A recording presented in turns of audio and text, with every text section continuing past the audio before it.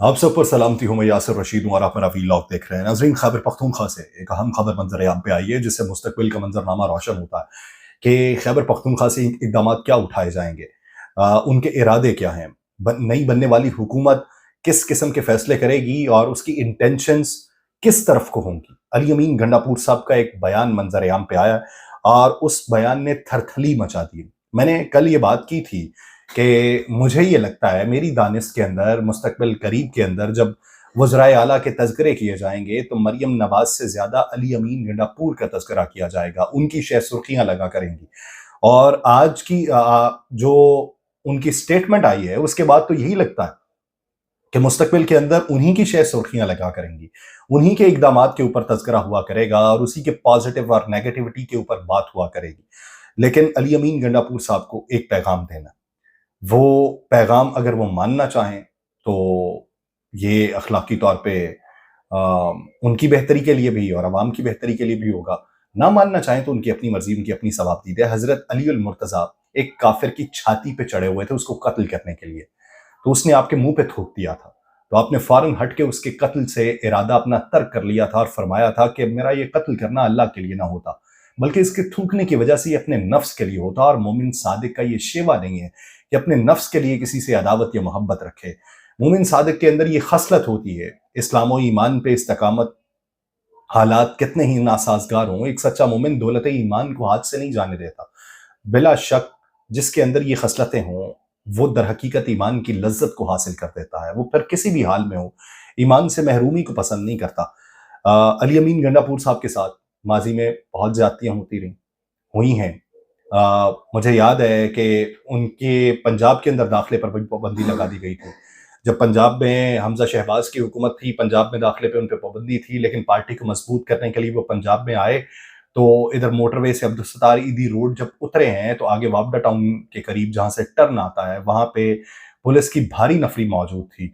उनकी गाड़ी को रोका गया, उनके पास टिप मौजूद थी, गाड़ी को रोका गया, लेकिन वो वहाँ से फरार हो गए।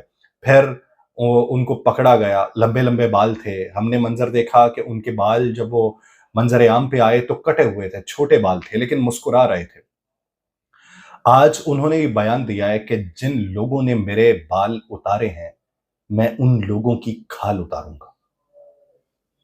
ठीक है, आपके साथ ज्यादती हुई, माना बहुत ज्यादती हुई, आपसे ज्यादा कारकुनान के साथ ज्यादतियां हुई हैं और रहनुमाओं के साथ भी बहुत ज्यादतियां हुई हैं, लीडर के साथ भी आपके बहुत ज्यादती हुई है। लेकिन ये जंग, ये मसनद अवाम की दी हुई है, अवाम की जंग है और अवाम की जंग को आपने लड़ना है अवाम के लिए, अपनी जात को बीच में से माइनस करना। अगर आपके साथ किसी ने रवैया सही तरीके से नहीं अपनाया तो उससे सरफे नजर करना है, अवाम के साथ जो ज्यादतियां हुई हैं उसका अजाला करना है। ये ना हो कि अपनी जाती अदावत को लेके आप अवाम की हुकूक की जंग न लड़ पाए। ये एक सादा सा पैगाम है।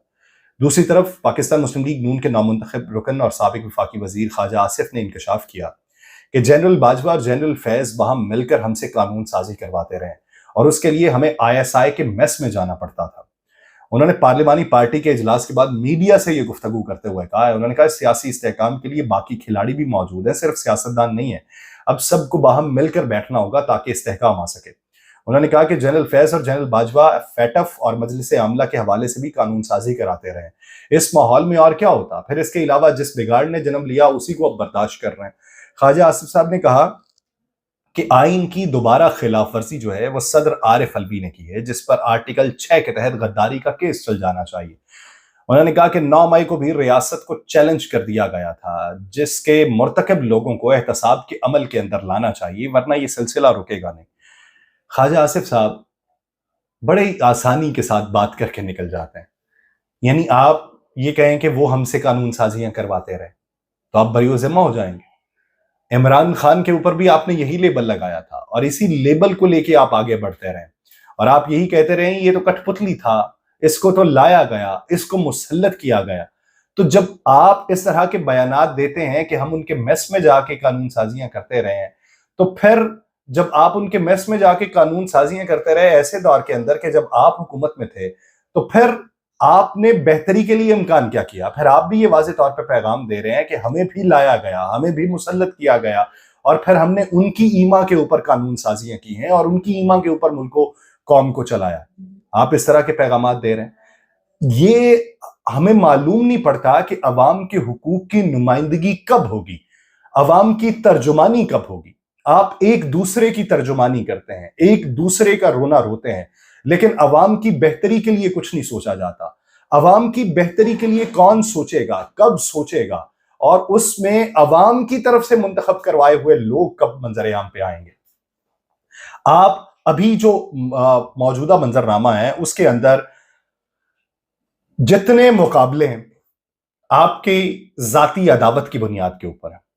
آپ اپنے کارکنان کی رائے لے لیں، ہو سکتا ہے وہ مختلف ہو۔ جو کارکنان چاہتے ہیں آپ اس کے مطابق عمل کرنا ہی نہیں چاہتے۔ آپ کی تمام سیاسی رشتہ داریاں آپ کی اپنے مفادات کے تحت ہوتی ہیں۔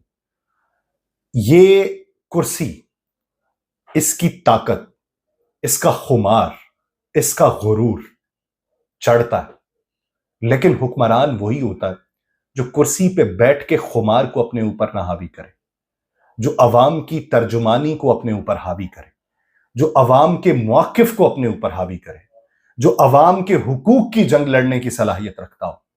پھر آپ جو مرضی کرتے رہیں، دوسرے جو مرضی کہتے رہیں، لیکن آپ کے اقدامات پہ انگلی اٹھانے والا کوئی نہیں ہوتا۔ لیکن یہاں پہ ہر کوئی یہی ہے کہ میں اس وقت برسر اقتدار ہوں تو انہوں نے تن دیاں گا، وہ برسر اقتدار ہے تو مینوں مار دے گا۔ یہی جنگ ہے۔ کیا عوام بھی یہی سوچتے رہیں کہ ہم نے ووٹ اگر اس کو دیا ہے تو اس کا خمیازہ بھگتتے رہیں گے، اگر اس کو دیا ہے تو اس کی طرف سے خمیازہ بھگتتے رہیں گے؟ عوام کا کیا قصور ہے؟ یا تو یہ سسٹم ختم کر دیں کہ عوام چناؤ کا حق نہ رکھیں، عوام کے پاس کوئی اختیار نہ ہو کسی کو منتخب کرنے کا، عوام کے پاس کوئی اختیار نہ ہو کسی کے حق میں بولنے کا اور کسی کی مخالفت کرنے کا، عوام کے پاس کوئی اختیار نہ ہو اپنے مستقبل کے خواب دیکھنے کا۔ پھر آپ جتنے خواب دیکھیں وہی ان کے آنکھوں میں بنتے جائیں اور اسی کی تعبیر ان کو دکھاتے جائیں، تاکہ عوام کو یہ پتا ہو کہ ہمارا کردار کیا ہے اور اس کردار کے عوض ہمیں ملنا کیا ہے۔ ہم یہ جھوٹے دعوے، جھوٹے نعرے، جھوٹے بیانیے، جھوٹے منشور اور جھوٹی آپ کی تسلیوں کی وجہ سے اب تک جیتے چلے آئے، جانے کب تک زندگی ہے اور جانے کتنا اور جئیں گے۔ لیکن ہماری اولادیں اگر ہم سے پوچھنے لگیں گی کہ اس ملک میں بہتری کا منظرنامہ اگر تم کوئی روشن کر سکتے تھے تو تم نے کیوں نہ کیا، تو ہم کیا جواب دیں گے؟ ہمیں اپنی نسلوں کو جواب دینے کے لیے آپ کے کردار کی ضرورت ہے، اور اگر آپ کا کردار بہتر نہیں ہوتا تو ہماری نسلیں آپ کی نسلوں کے مخالف ہوں گی، اور یہ ملک، یہ قوم، یہ ریاست، یہ معیشت اس کی متحمل نہیں ہو سکتی۔ مجھے دیجیے اجازت، اللہ نے